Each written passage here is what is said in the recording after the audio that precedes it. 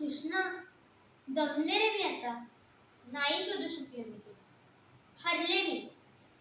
मला नाही माहिती कुठे आहेस तू. आणि मला हेही नाही माहिती की आता जे मी म्हणत आहे ते ऐकत असशील का तू. खरंच खूप लहान आहे रे मी तुला शोधायला. ते आजोबा काय म्हणाले ते मला नीट कळालं नाही. उत्तरात प्रश्न की प्रश्नात उत्तर. आणि मला हेही कळालं नाही की ते हॉटेलवाले काका असं का म्हणाले की मला माझा स्वतःचा प्रश्न स्वतःच शोधावा लागेल. हो, केला मी प्रयत्न.